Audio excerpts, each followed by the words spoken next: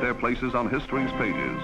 To the stirring strains of Mendelssohn, they march as man and wife toward the west door amidst nearly 3,000 invited spectators. This November, November 20th, marks the 70th wedding anniversary of Queen Elizabeth and Prince Philip. That's their platinum wedding anniversary, which is really a remarkable milestone. Queen Elizabeth and Prince Philip are a royal romance of all time, and readers are just fascinated by their love story from the very beginning when they first met to their royal wedding and to watching their family grow. I, Elizabeth Alexandra Mary. Take thee, Philip. Take thee, Philip. And thanks to the immense popularity of The Crown, there's really this renewed interest in their love story and how everything began between Queen Elizabeth and Prince Philip. What else am I supposed to do? Sit around and wait for you while you're queening? Queening? Yes, queening. The Crown was fantastic. It really brought to life British history in a way that no programme had ever done before. The second season of The Crown returns December 8th, so the excitement is really there for the second season, and also to know the real story behind it. So with Elizabeth and Philip's 70th anniversary and the second season premiere of The Crown, we thought what better time to celebrate their enduring romance and really incredible love story. I've seen firsthand what it is like for a royal family to be overthrown because they're out of step with the people. I left Greece in an orange crate. My father would have been killed. My grandfather was. I'm just trying to protect you. The future Prince Philip, Duke of Edinburgh, was born in 1921 in Corfu, Greece. The newborn noble was nephew to the reigning Greek king, Constantine I. Philip is a royal in his own right, well before he ever met and fell in love with Elizabeth. He is actually from the Danish royal family. Danish by birth, his grandfather became a Greek king in the 19th century. Prince Philip's ancestral background is a little confusing, like many European royals of that time. His grandfather was a Danish prince who was installed into the Greek throne in the late 19th century. So Philip has Danish blood, but he's Greek-born. Philip was actually forced to leave Greece when he was 1 year old. Philip left his homeland of Greece under pretty terrible circumstances. There was a military coup. His uncle, King Constantine, was ousted as the monarch, and Philip ended up having to be smuggled out of the country in an orange crate. He was forced to go and live with relatives in Britain. Philip received a very prestigious British education. He went to private boarding schools at Cheam and Gordeston. He joined the Royal Navy at 18, and he was actually the top cadet in his class, which was impressive. He was under the tutelage of his very close uncle, Dickie Mountbatten. Philip's real father lived in Monte Carlo and died when Philip was in his early 20s. Because Prince Philip didn't really grow up around his father, Lord Mountbatten became a really important father figure in his life. Are you sure you wouldn't prefer one of those, someone with a grand title, rather than a homeless Charlie Crown? No. Oh. In The Crown, Philip is portrayed by Matt Smith. The 35-year-old actor is best known for playing the title role in the hit BBC series Doctor Who. Well then, no time to lose. I'm the Doctor. Do everything I tell you, don't ask stupid questions, and don't wander off. When I first found out that Matt Smith was playing Philip, I found it quite strange, and I was scratching my head because you always imagine Philip as he is now as an older gentleman, and Matt Smith is quite a hot actor. And then when you saw him on screen and he played such a sizzling portrayal of him, and you look back at the photos of Philip when he was younger, and he was a very, very strikingly handsome man. And Matt really captured his physicality, but also his personality. Try and get some sleep. You too? A naval officer's stag night. Chance would be a fine thing. His Majesty has asked to see the two princesses. Right. Come along, girls. Lilibet. The future Queen of England was born Elizabeth Windsor on April 21st, 1926. Elizabeth's early childhood years were really blissful. So she had her younger sister Margaret as a playmate, and the two of them spent a lot of time in the countryside playing in the fields of heather and down by the babbling brooks. Her family called her Lilibet because that's what she called herself before she could say Elizabeth. So she was Princess Lilibet. She was the niece to the King of England, but she was protected from the expectation of what would lie ahead in her life. So she had a relatively normal childhood. She wasn't expected to become queen. In 1936, everything changed for Elizabeth because her grandfather George died and her uncle Edward ascended the throne. However, within a year, Edward abdicated. Edward decided to abdicate the throne in order to marry an American woman named Wallis Simpson, who was divorced. That marriage was not going to be permitted within the Church of England, and Edward decided to walk away from the throne in order to marry this woman whom he loved. Elizabeth's father, George, was Edward's younger brother and next in line. The Royal Knight of Arms read the official proclamation from the balcony of Buckingham Palace. Hail to the new King, George VI of the British Empire. King George VI ascended the throne in December 1936, making Elizabeth the heir apparent at age 10. The moment her father became king, Elizabeth's education and her life completely changed. She was then having to go to school and to be educated on the British Constitution, on royal monarchy, on royal history, and a lot of expectation and duty of what was going to become of her life.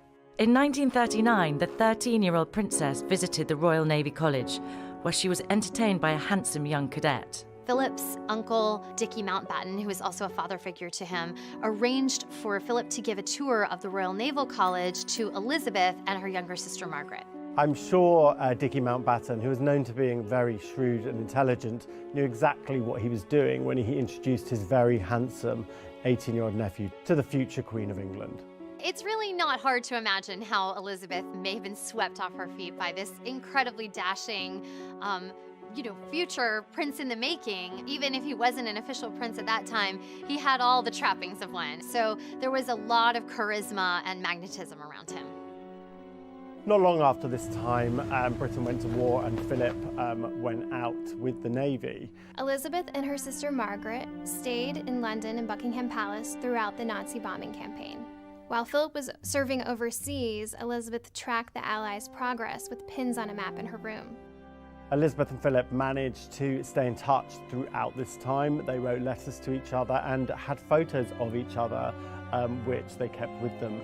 Sometimes Elizabeth's letters are auctioned off, and there was one set from that time where she talks about how Philip drives really fast cars, and you can tell how smitten she is with him.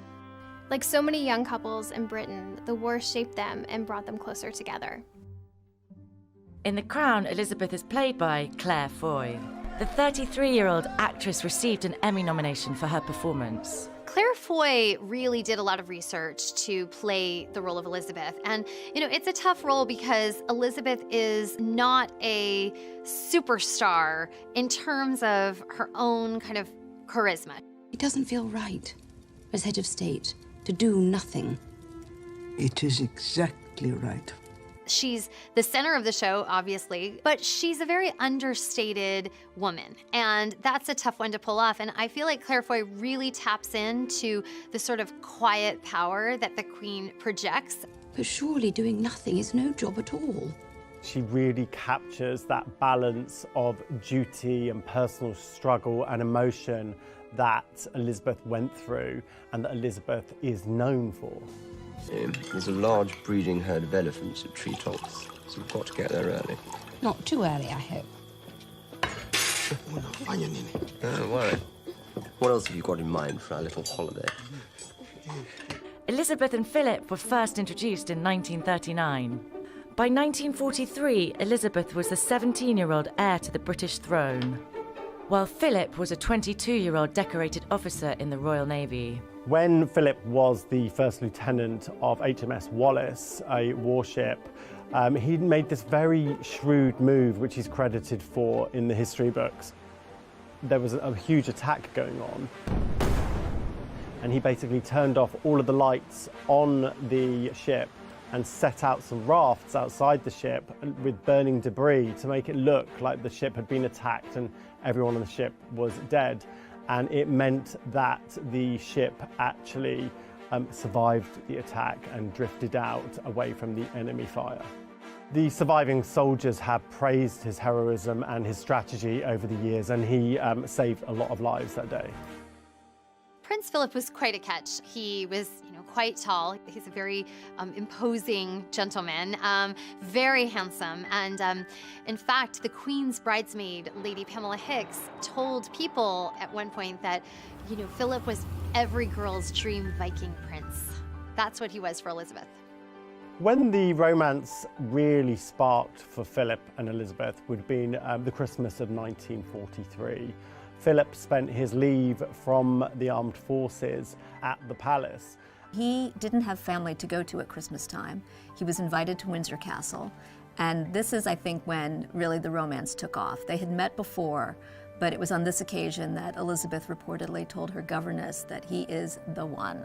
He was not intimidated by her, he was fascinated by her, and she was clearly smitten. In March of 1946, the war was now over, and Philip finally returned to London for good.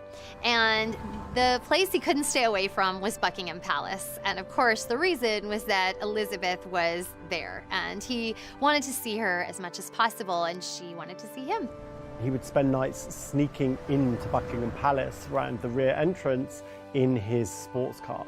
It must have been very exciting for Elizabeth and Margaret, sneaking in this handsome, athletic soldier into the palace where they could have fun. It was kind of like a dorm atmosphere, I'm sure.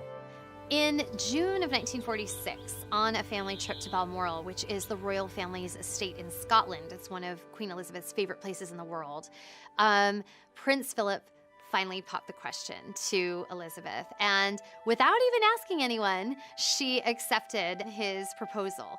This was a very subversive moment for Elizabeth. She's the future Queen of England. There's a lot of expectations and there's a lot of implications on who she chooses as her husband. And for her to do this very stridently and very believing in herself and not consulting with anybody shows how much in love Elizabeth was with Philip. This is a time when no matter who you were, if you're a young woman in that time period, you are going to ask your father's permission. You are going to make sure your family approves. And the fact that Elizabeth did not seek that approval was pretty revolutionary. When Elizabeth told her family that she was engaged to Philip, her father was very pleased with the decision, but they asked them to wait a year to announce this, to wait until Elizabeth was 21 because this was seen as a respectable age. That was a big secret to keep because this is someone who is the direct heir to the throne, who has all the world's attention focused on her. There was a lot of media interest. The public appetite to know about her personal life was huge. There were a lot of rumours in the press, but nobody knew for sure. On July 9th, 1947, the palace issued a statement announcing the engagement. That same day, Elizabeth and Philip made their first official appearance together at a royal garden party.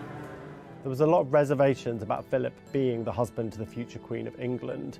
He was a homeless foreigner. For starters, that wouldn't warm to the British public.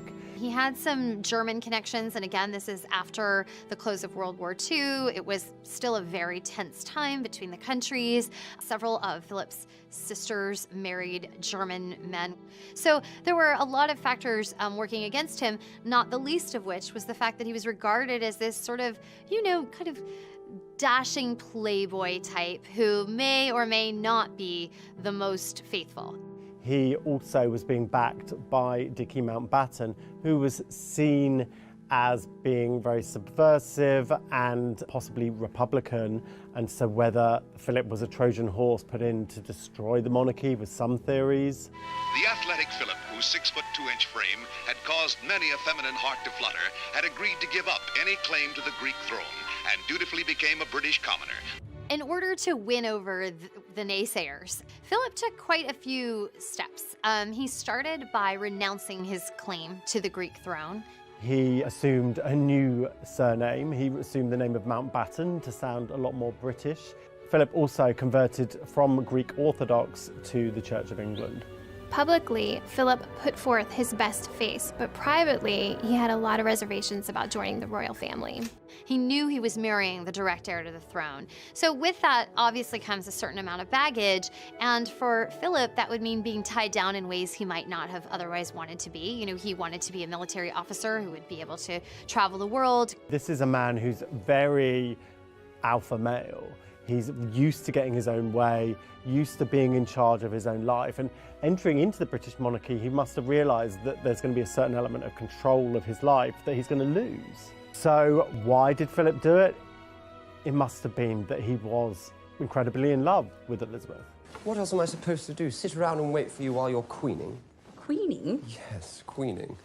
The crown begins with Elizabeth and Philip's wedding day, which is unfortunate because their courtship was one of the most exciting times of their lives. Maybe I'd like your help with the queening. Oh, in the same flattering way you asked me to redecorate Claret's house. Well, you did that jolly well. I felt like a sissy. But the crown certainly deals with this central dramatic conflict in their relationship, which is power dynamics, which is what makes the show and their marriage so fascinating. They hate you. They do not hate you. They do. They treat me as an outsider. An irrelevance. Everyone does. It's quite a victory. There wasn't a single person supported the match. Not a single ally at court or in government. Yet here we all are. Marrying Philip, many historians say, was the great triumph of Elizabeth's life. Elizabeth prevailed over doubters within her own family, within the palace, within the public, within the parliament, who felt that Philip was not a suitable match. It ends up standing as one of her greatest achievements, that she was able to marry the man she loved and that she was able to cultivate a marriage that has endured through the ages. Elizabeth and Philip were married on November 20th, 1947 at Westminster Abbey. The lavish ceremony was celebrated across the country by a war-weary public. England was still in a pretty major post-war malaise period. It was a tough time. They were still rebuilding. So much of the country had been devastated, so many lives lost. And they were really looking for a bright spot and a reason to kind of start a new chapter. And certainly the wedding of Elizabeth and Philip was an opportunity to do that. And that's what the wedding really signified. This was the first time ever that a wedding like this was broadcast to the world, and 200 million people tuned in. 500,000 people lined the streets in London to get a glimpse of the big day, and 2,000 people were invited inside.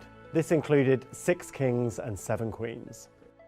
An interesting detail from the wedding day is that Elizabeth's pearl tiara snapped just before she left Buckingham Palace. So there was actually a police escort who escorted the royal jeweler to fix it. Goes to show even royals have stress on their wedding day. But right before Elizabeth walked down the aisle, the repaired tiara was delivered to her just in time. Elizabeth's very lavish wedding dress was designed by Norman Hartnell, who was a very well-regarded British fashion designer at the time who had worked with the royal family. And he created a fairy tale gown for the then princess. It featured a sweetheart neckline, a full princess ball gown skirt, and 10,000 hand-sewn pearls. One thing that was interesting in the wedding between Elizabeth and Philip was the language. The traditional vows include the word obey, and because she was a future sovereign, the government didn't want to have her obeying anyone except for the laws of the land and not her husband. To love and cherish and obey. There's a scene in The Crown when the vows are taking place. Obey? She insisted. It was discussed. And Winston Churchill's wife asks him, obey, really? And he says, yes, she insisted. Elizabeth has always been clear that in addition to being a monarch, or at that time the future monarch, she's a wife and she wanted the traditional vows. It might seem like a small detail now to us, but at the time it was a big deal to keep that word in and to have a future monarch vowing to obey her husband. This nation needs is several years of strong, steady, experienced administration. In The Crown, the role of Winston Churchill is played by John Lithgow. The 71-year-old Oscar-nominated actor won an Emmy for his outstanding performance. On The Crown, we see John Lithgow really portray the closeness between Winston Churchill, the then Prime Minister, and the then Princess Elizabeth, soon to be Queen Elizabeth. Your Majesty. It was really what every British person expected and loved about Churchill, the fiery spirit, the cantankerousness, but the warmth and duty there at the same time. It was a really impeccable job. There is no problem so complex, no crisis so grave that it cannot be satisfactorily resolved within 20 minutes. So, shall we make a start? On the balcony where kings and queens have appeared unnumbered times on great occasions, the young couple happily share the supreme day of their lives with their countrymen. For Royals fans, one of the best moments in any royal wedding is the big balcony moment. And that's something we have anticipated, certainly in modern times, for Kate and William's wedding, for Charles and Diana's wedding, but it really all started with Philip and Elizabeth's wedding. 3 generations of the royal family now appear. But it is the young bride and groom who really rule England this day. That Buckingham Palace balcony on the Mall in London, it's so grand. And seeing them walk out in her wedding splendor and her handsome prince, it created a groundswell of joy and excitement and celebration for the people of England and the United Kingdom and really all around the world. It was clear that the whole royal family were really happy in these photographs. You've got the mum who's beaming, you've got the king who's beaming. It really was an amazing celebration. What it signified in that one joyful moment was the dawn of a new era, of a new royal family that was putting on display some of the pageantry that in the past maybe had just been kept amongst themselves. It was now shared by the nation and the world.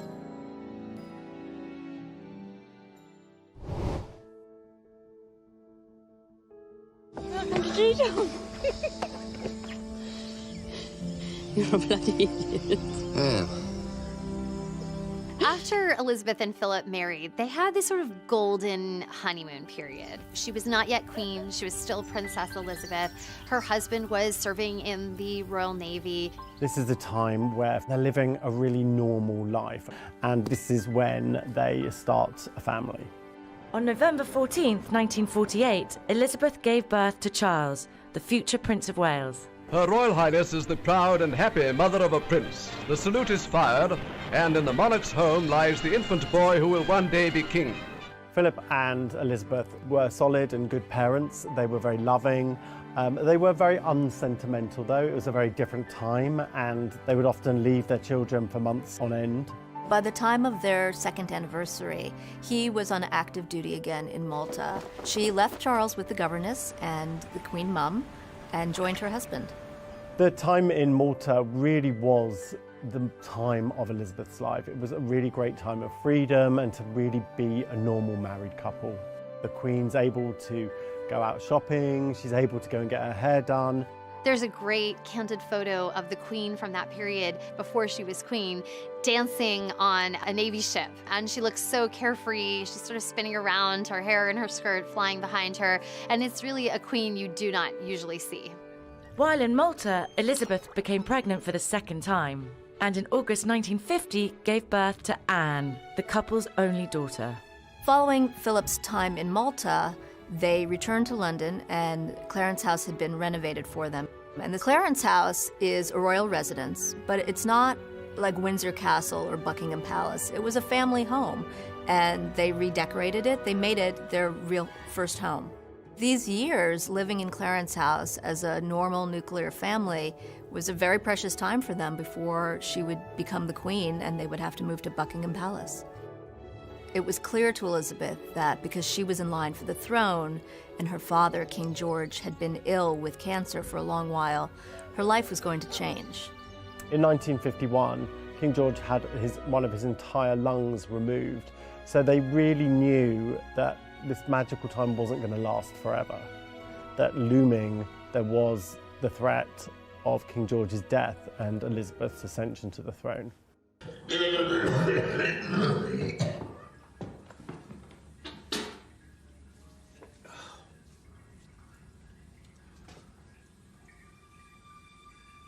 In The Crown, King George is played by Jared Harris. The 56-year-old actor is perhaps best known for his role as Lane Price on Mad Men. You and I are going to address that insult. Are you kidding me? No, you're a grimy little pimp. As soon as I raise my hands, I warn you, it shall be too late to run. Jared Harris really portrayed King George as a very empathetic figure, a very caring and kind figure. In case you're wondering, I haven't anything specific to say. Just wanted to spend time with you. Through the lens of The Crown, you could really tell that Elizabeth had a great relationship with her father. He did a great job at preparing her to be the Queen of England. In real life, Elizabeth adored her father. She was very close with him. She did feel a genuine kinship and affection and connection with him. And that's something that she certainly has carried through all the way to the present day. That sense of his belief in her, and also the sense of family duty. On February 6, 1952, King George VI died of lung cancer. He was 52 years old. Elizabeth was in Kenya when she received the news. The 25-year-old princess was now the Queen of England. I should be the one to tell her. Pretty much exactly as it's depicted in The Crown, Elizabeth and Philip were doing a tour of the Commonwealth because at the time George wasn't well enough to do that. So she had already sort of started stepping into her father's shoes, and she happened to be in this very remote location when they got the news of his death. Philip gave Elizabeth the news, and from this moment forward, they knew that their lives were never going to be the same again.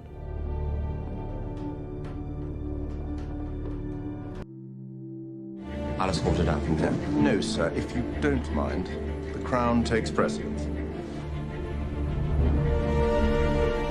In 1952, Elizabeth and Philip were in Kenya. While they were there, they got the news that King George VI had died, making her the new queen. So really, when they came home, they came back to a totally different life and totally different expectations from the life that they left. So it was really like things changed in an instant for them. Elizabeth is adjusting to a massive change, which is she is now the queen and she's a young mother on top of that. So there are a lot of competing demands and a lot of shifting power balances within the marriage between Elizabeth and Philip. There are decisions she's going to need to make as monarch that he might disagree with, that if you were a different type of couple, maybe you're going to talk it out and compromise. She's now the queen. Immediately, Elizabeth and Philip have to move from Clarence House to Buckingham Palace. And straight away, Philip is realizing that his power and his influence and his decision-making is waning, and he's losing control of aspects of his life. Clarence House. Our home? What about it? In the show, we see Philip really object to making the move from Clarence House to Buckingham Palace. We have to give it up. The home of the Sovereign of the United Kingdom is Buckingham Palace. Says who? Me. This isn't something that either Philip or Elizabeth has ever publicly discussed, but you can imagine that this was a move that would have been tough for him. This is the first proper home I've ever had. Knowing that he was going to a place that was a gigantic, drafty, not the cozy family home that maybe, they had been able to craft for themselves in Clarence House, but also really in the public eye. They'd rather we didn't keep the name. Mountbatten. Who's they? Cabinet. It's none of their business. One of the first conflicts to arise once she's made queen is what the children will be named. Philip very much wanted his children to carry the name Mountbatten, as he did. The name has to be Windsor, for stability. The Queen, acting on advice and request really from the government, had to keep the name Windsor, and they did. This was one of the biggest fights in Elizabeth and Philip's marriage. Philip was really rankled about this decision. He remarked that he was the only man in England whose children wouldn't be taking their father's name. What kind of marriage is this? What kind of family? You've taken my career from me, you've taken my home, you've taken my name. I thought we were in this together. Philip is very quickly seeing himself shoved in the background here, and he doesn't know what his role is going to be. There's no textbook study for somebody being the prince consort, and so he's struggling with being emasculated and not really knowing what he's going to have to do going forward. The Duke of Edinburgh comes to vow lifelong allegiance to his queen. On June 2nd, 1953, 16 months after the death of her father, Queen Elizabeth was officially crowned at Westminster Abbey. The coronation was televised for the first time ever, and 20 million viewers tuned in. It's the first time that a world audience has seen this kind of ceremony and gets an insight into the workings of the British monarchy. No one does coronations like the British royal family. This is a very, formal, opulent, steeped in history, extravagant ceremony that has so many layers of meaning and tradition. As the Archbishop of Canterbury confirms Elizabeth's sovereignty by placing on her head the 6-pound King Edward's crown. The pomp and pageantry of the 2.5-hour ceremony is witnessed by the Queen Mother and Prince Charles. One of the things that made Elizabeth's coronation so special is that she was so young. She was only 26 years old, and it's not often that you see such a beautiful, glamorous young woman ascend the throne the way that she did. You know, it was pure spectacle as well as great grand tradition, kind of all coming together in this one massive event. With becoming dignity, the Queen walked from the chair of estate to a place near King Edward's chair, preparatory to the ceremony of recognition. She was certainly very poised that day, very calm, collected, as she really always is in these kinds of situations. But she rose to the occasion and fulfilled her destiny. I have in sincerity pledged myself to your service, as so many of you are pledged to mine. One of the lovely details about her coronation was in her radio address, the Queen mentions her husband. In this resolve, I have my husband to support me. He shares all my ideals and all my affection for you. It was a lovely mention for him. It's sort of, you know, if you win an Oscar, you mention your spouse, and this is that on a much grander scale is just another example of how she was very sensitive to share the spotlight with him when it was appropriate to do so. Take a worm. What? A worm with your fingers. Go on. They won't bite the worms, boy. That's it. Good boy. It's wriggling. Of course it's wriggling. It's a worm. It'll stop wriggling once you put it on the hook. Throughout the 1950s, Elizabeth remained busy with her royal duties, while Philip reigned supreme over the couple's home life. Within their real life, Philip was really in control of the family decisions and everything going on within the family. He really wore the trousers. Philip was very insistent on Charles's education be similar to his, and that he would go to private school and go to Gordonston. This was actually in contrast to what the Queen Mum wanted for Charles. Gordonston is a much more brutal environment for education. It's quite a stern place, and the Queen Mother didn't really feel this suited Charles's personality, as he was a lot more sensitive and not ready for this. Elizabeth stood by Philip's decision because she had decided early on that Philip would control a lot of the family's decisions. What we've since learned is that Charles did not really enjoy boarding school. And as he grew up and started to talk about his upbringing, he had some harsh words for those years. In the past, Charles has really spoken out about how he didn't love boarding school, and he felt that his parents were sort of detached and not very present in his life when he was a child. But he's kind of changed his tune a bit and said that he does have happy memories of his childhood and has a good relationship with his parents. I think it's very fair to say that they were loving parents, but they were loving in a very different way to today's judgments of parents. They weren't very cosy, they weren't very lovey-dovey. There was a big love there, but it was very distant. There wouldn't be any second thoughts about leaving the children on their own and not necessarily seeing them. But in the same sense of the time, when they did see them, they did have fun. There was a lot of laughter in the halls of Buckingham Palace. They did play games. They were happy children. In 1956, Philip left London and his family behind to embark on a 4-month trip around the world. He was gone for an extended period of time, and it raised some eyebrows among the press and royal watchers. They had spent Christmas apart, which would be a very big deal in England.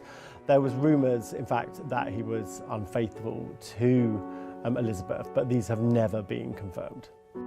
The palace took the unusual step of issuing the denial. It is untrue that there is any rift between the Queen and the Duke. When Philip returned from sea, there was a very authentic joy between Elizabeth and Philip, which was very publicly displayed, and it dispelled these rumours. The first season of The Crown ends in 1956, before Philip set sail. But the show does deal with the whispers of infidelity. I have nothing to hide from you. Nothing. One of the things that makes The Crown very intriguing is this hint that there could have been infidelity in the marriage. But to everyone's regret and frustration, the only person I have ever loved is you. And can you honestly look me in the eye and say the same?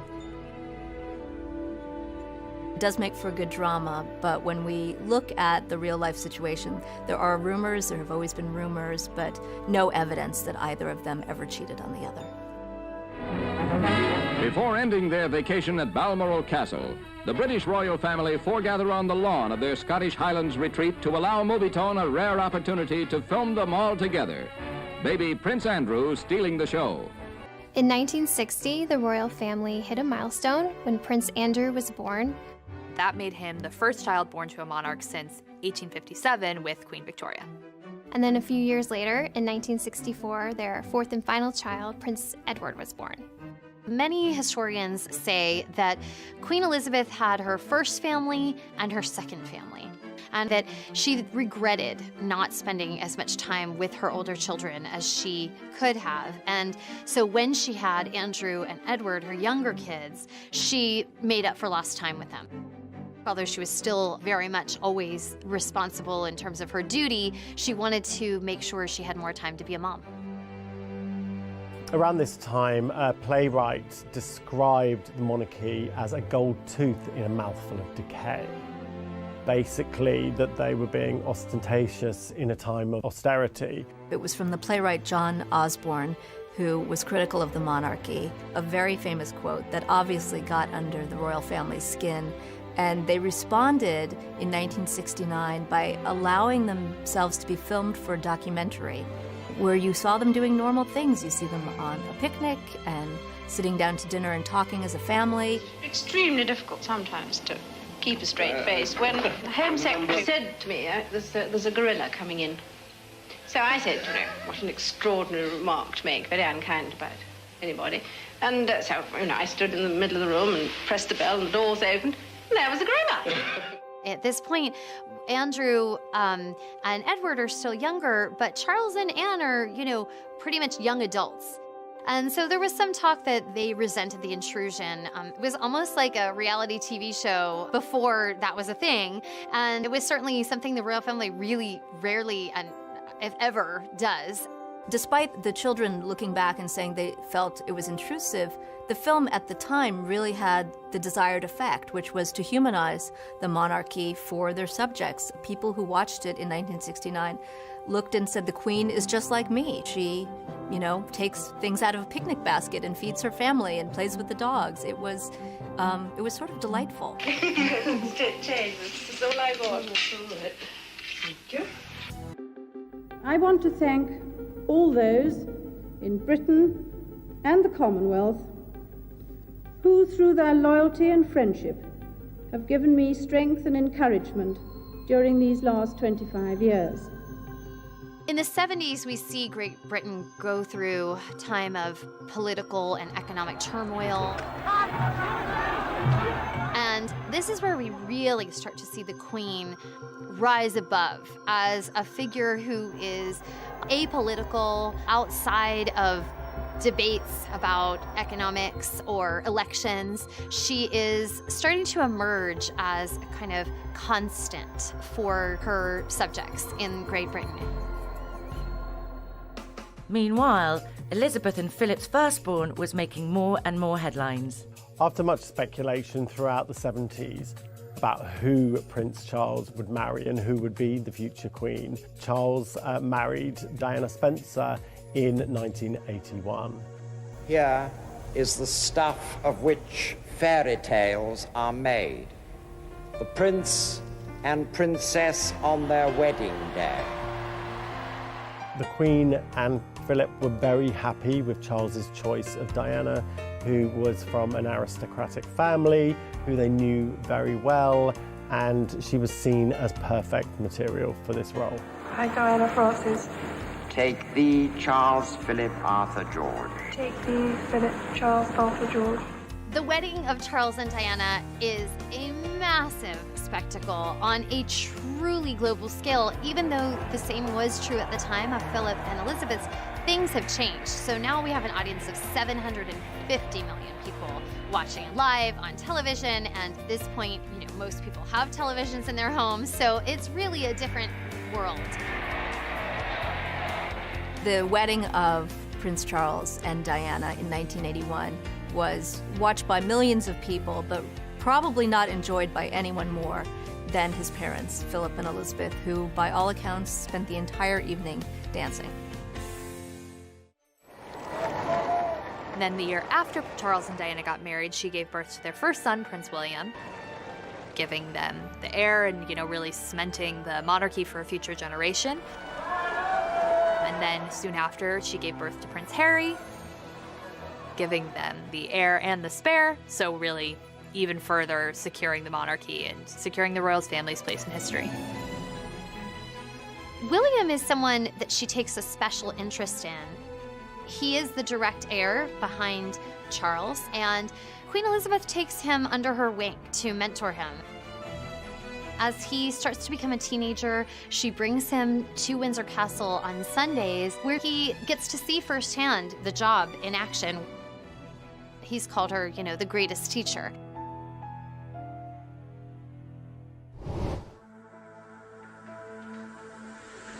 "1992 is not a year on which I shall look back with undiluted pleasure.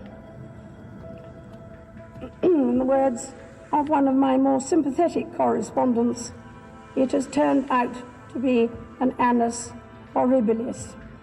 The most difficult time of Philip and Elizabeth's life would have been 1992, which she in fact described as her annus horribilis in her Queen's speech at Christmas time. The annus horribilis is a Latin term that the Queen used to describe a very bad year. And she wasn't being dramatic. It was a year that saw two splits, Charles and Diana, Andrew and Fergie, the divorce finalized between Anne and her first husband, and then it was capped off with a fire that destroyed a portion of Windsor Castle.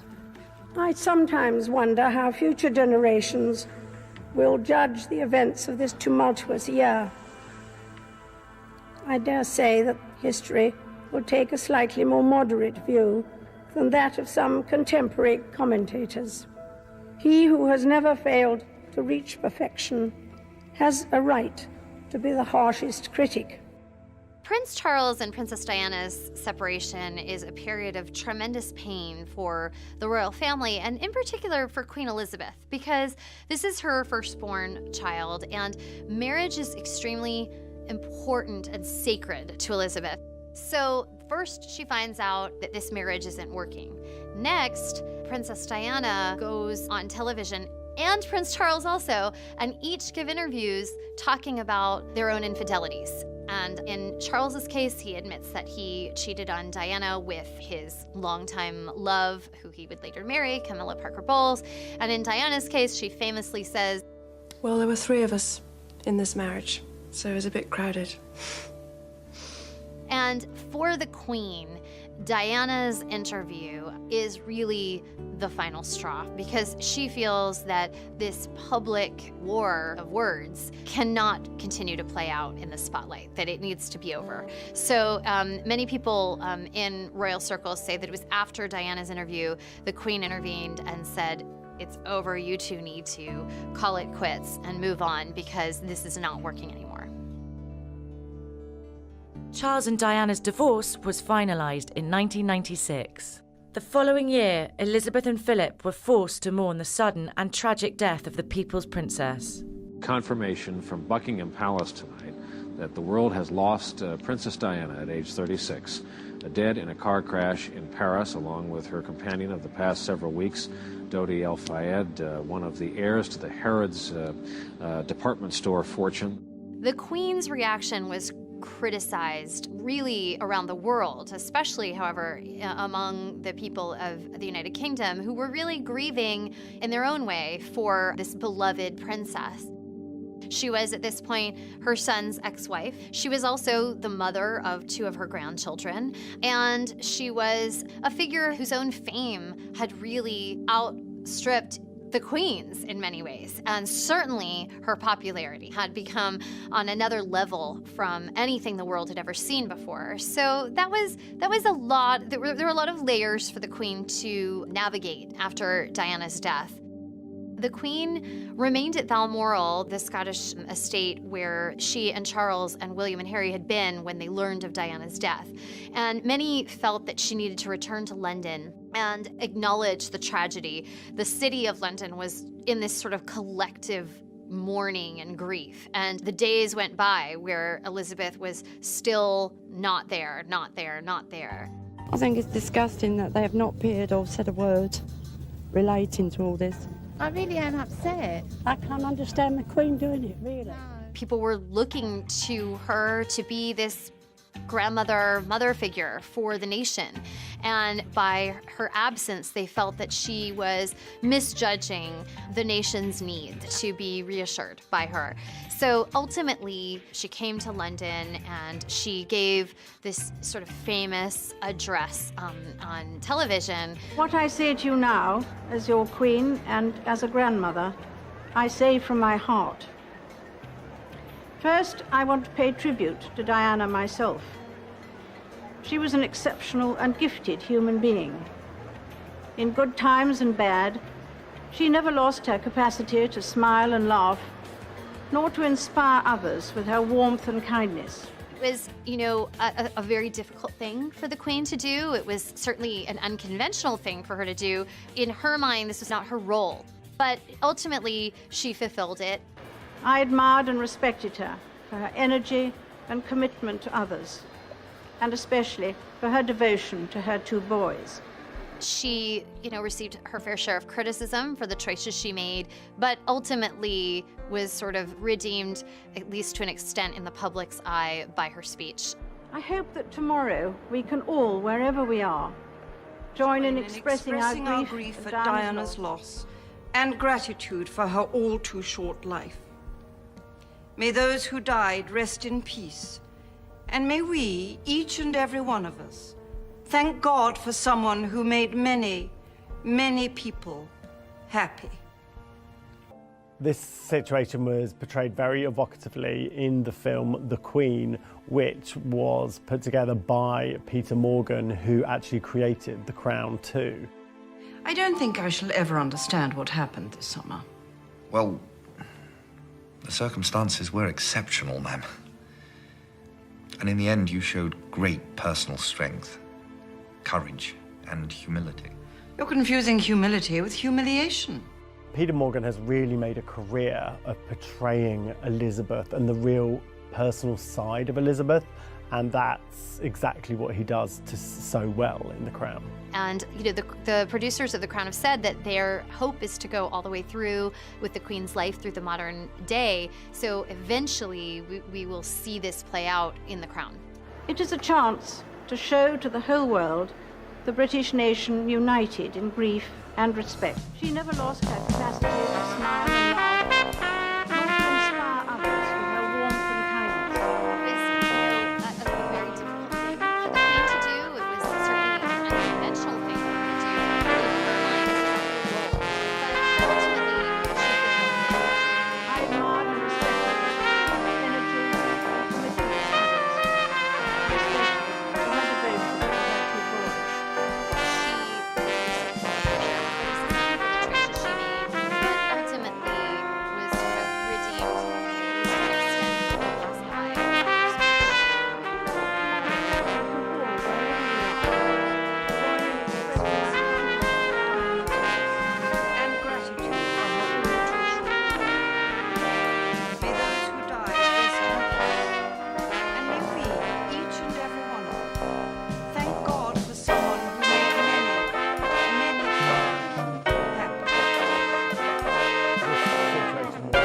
Very effectively in the film The Queen, which was put together by who actually created The Queen too.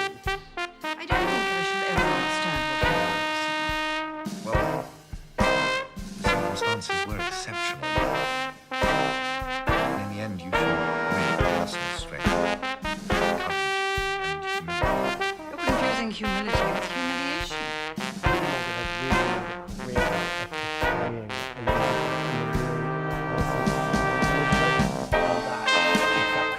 a chance to show to the whole world the British nation united in grief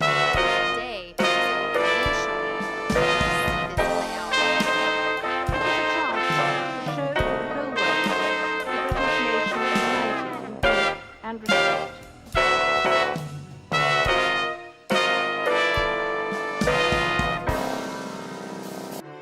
In 2011, Elizabeth and Philip celebrated the marriage of their grandson, William, the future king, to Catherine Middleton, a commoner from the village of Bucklebury.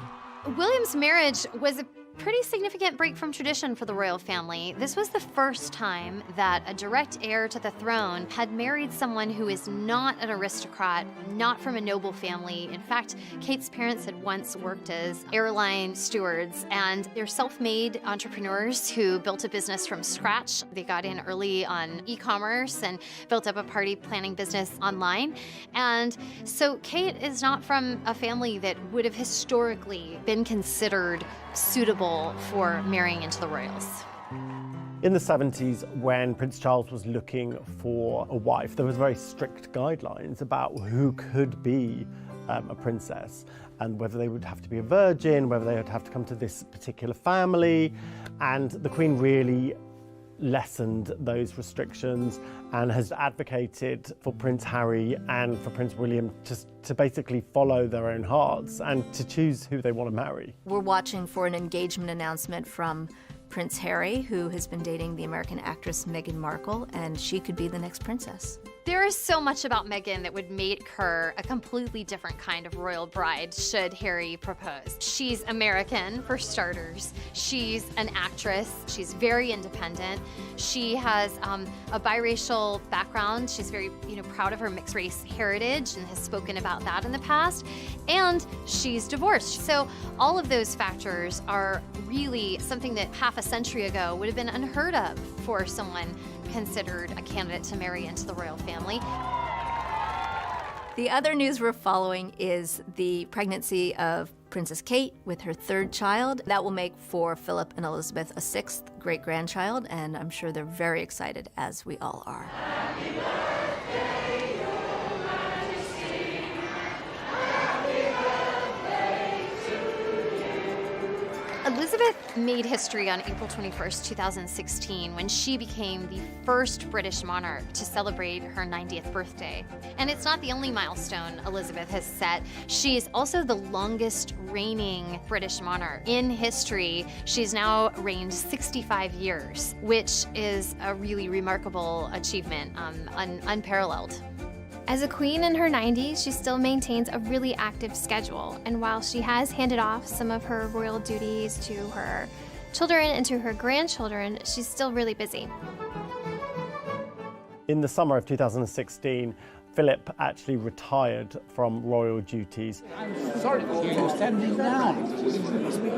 I can't stand up much. He was the longest serving consort to the monarch that has ever happened. I think he did 22,000 royal engagements, thousands of speech, and he did a lot of good. Over 70 years, their love has endured and stayed really strong, and members of their family have said that Prince Philip is really the pillar of strength that has kept Queen Elizabeth going and kept her grounded throughout her, 65-year reign. A really remarkable thing about Elizabeth's reign is that in the 65 years she's been on the throne, she and Philip too have met basically every major world leader of the 20th and into the 21st century. It's really astonishing and kind of mind-boggling when you think about it. Stalin and Truman were in power when she ascended, Nixon and the Kennedys, the Obamas, all the way through, plus, of course, all the British prime ministers. She has been a true witness to history. I am aware that I'm surrounded by people who feel that they could do the job better. Strong people with powerful characters. More natural leaders, perhaps better suited to leading from the front, making a mark. But for better or worse, the crown has landed on my head. So the big question when everybody watched The Crown was like, what does the Queen think? And it's been reported that she has watched the show, she actually loves soap operas, and that she gave her royal seal of approval and that she likes the portrayal of her and Philip's relationship.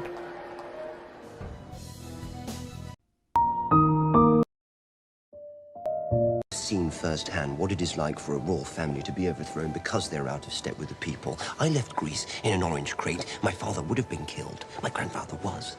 I'm just trying to protect you.